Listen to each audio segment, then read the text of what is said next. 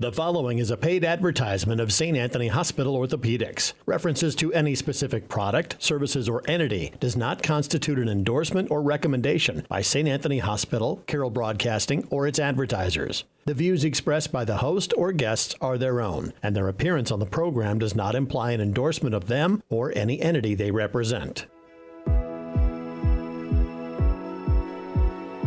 Welcome to the St. Anthony Hospital Orthopedic Show with Dr. Richard Godding. Dr. Godding specializes in joint preservation, reconstruction, and replacement surgery, and brings over 25 years of orthopedic excellence to St. Anthony Hospital and to the Carroll area. For more information about Dr. Godding, his practice, or St. Anthony Orthopedics, go to santanthonyhospital.org or make an appointment by calling 712-794-5536.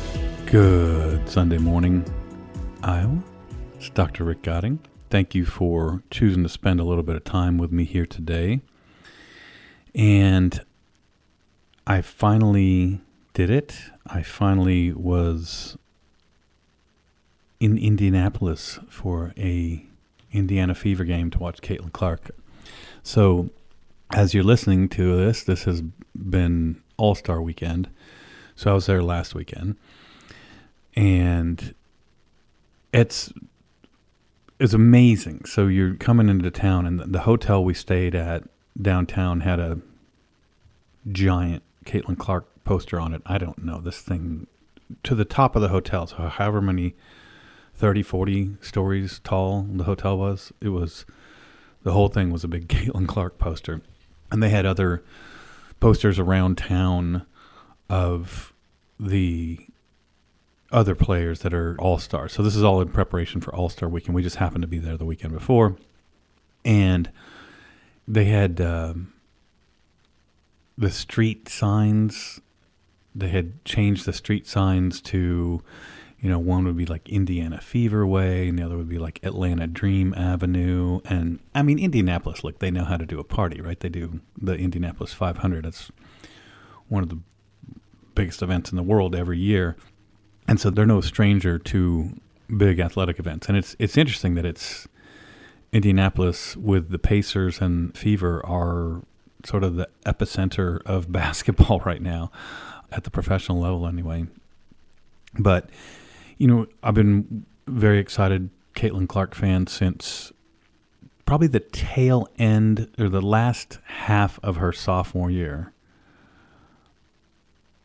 into that NCAA tournament, and then watched pretty much every game her junior year and senior year, and I don't think I've missed more than one or two Fever games, on TV.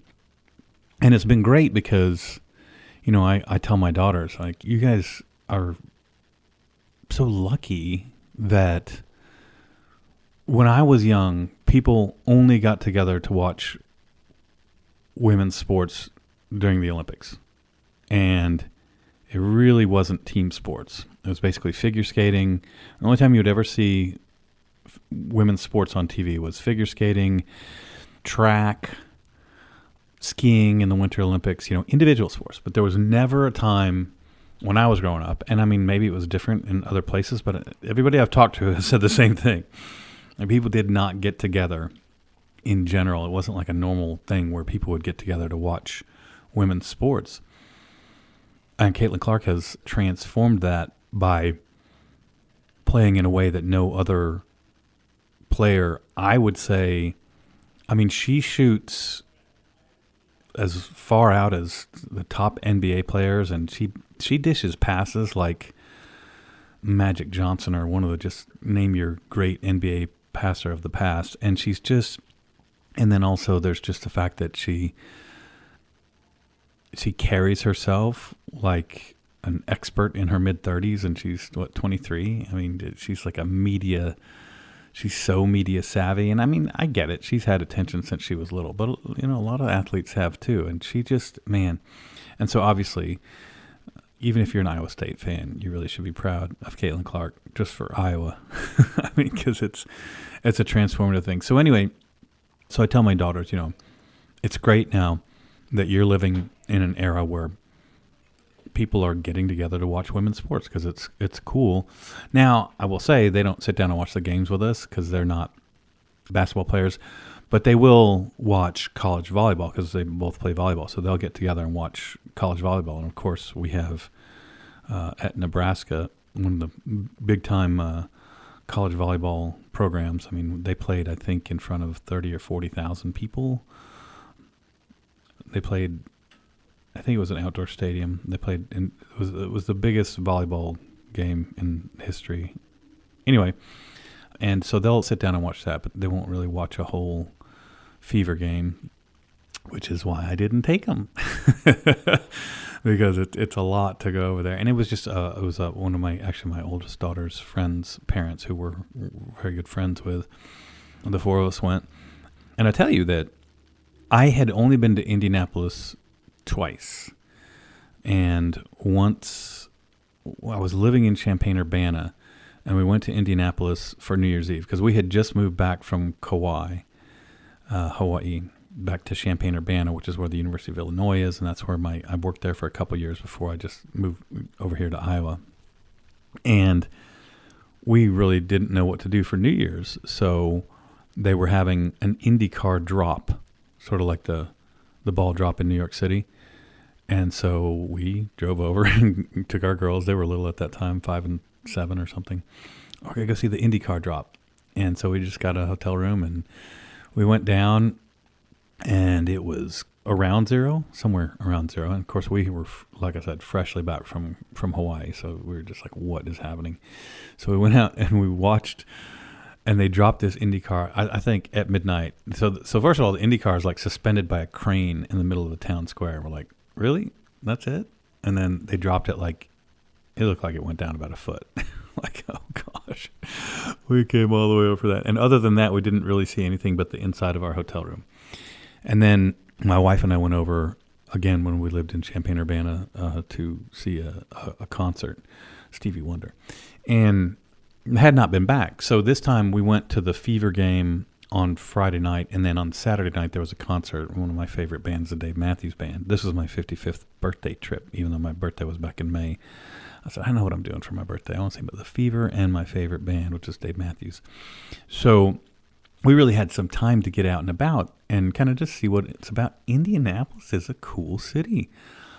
You know, there were a lot of, several really cool neighborhoods, some artsy neighborhoods. We had some good food. We had some of the best chicken I've ever had, I'll tell you that.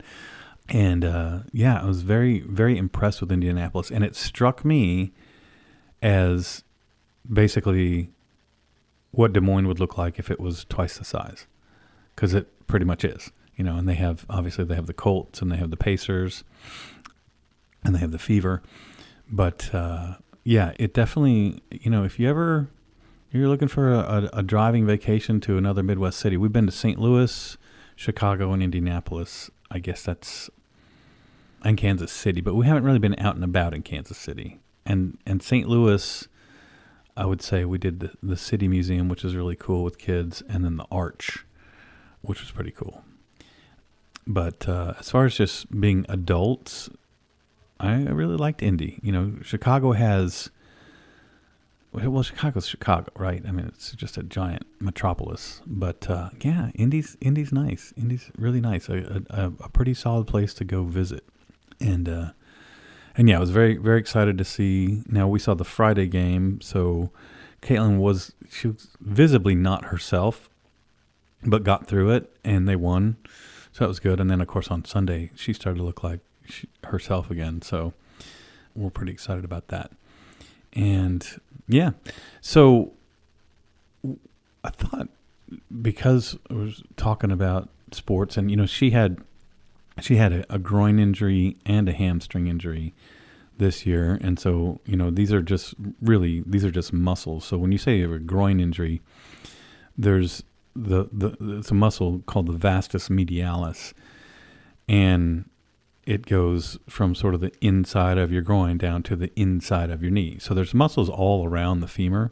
So the femur's the thigh bone, right? So the muscles in the back, that's the hamstrings. Muscles in the front, that's the quads.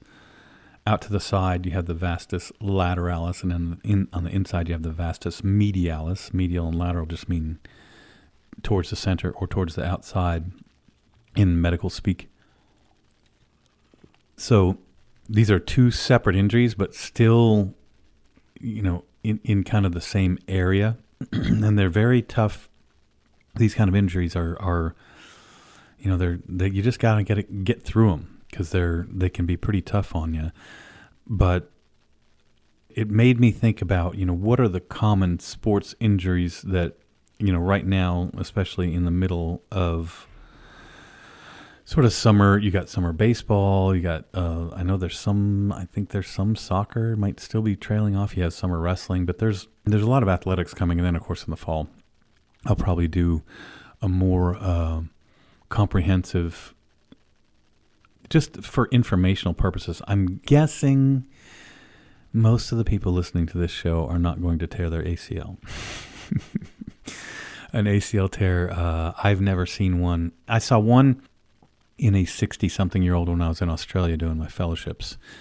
Other than that, I've not seen an ACL tear in somebody over their mid-40s. So maybe there's some listeners in their mid-40s. But I'm going to guess most of the people listening are more in the area that if you fall, you're going to break a bone.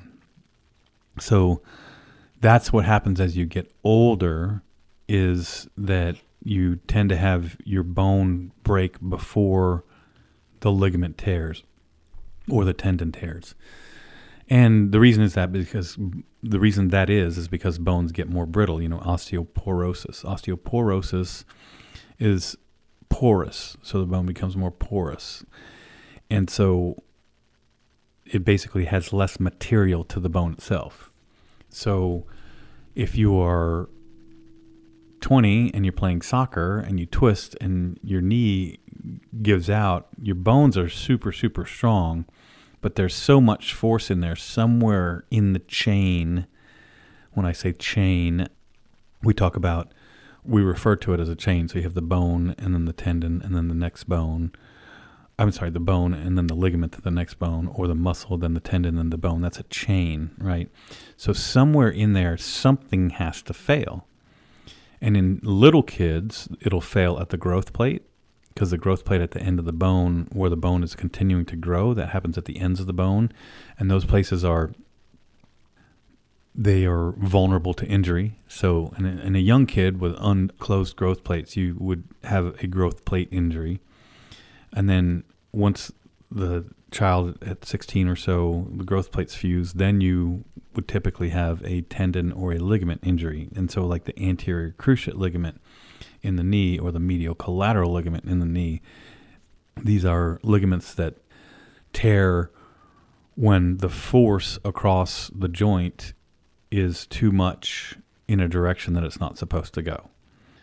And in the shoulder, when you're young, typically you would have a dislocation of your shoulder. Now, you can dislocate your shoulder when you're older too, but when you're older, sometimes you'll just tear your rotator cuff. Whereas when you're young, it's much more likely that you would just dislocate your shoulder, so the shoulder comes out of the socket and then it'll pull off the soft tissue rim around the socket, and then that's what you would go in and repair. But the general principle is that as you get older, the weakest link in the biologic chain when you have an injury is typically going to be bone. I've certainly never seen anybody older than, except for the rotator cuff, right? So the rotator cuff will tear before the bone in the shoulder will fracture, usually. But other than that, you don't see ligamentous or tendinous injuries in the wrist in people after they get to a certain age, or in the elbow, or in the knee, or the ankle. They just break.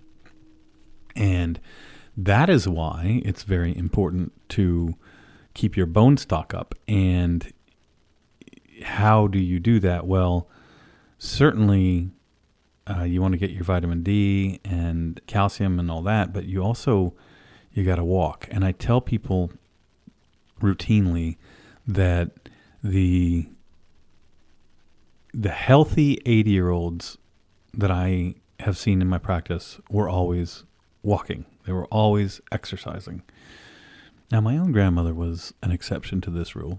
As you know, if you've been listening, you know that my grandma I was very close with, died this last summer.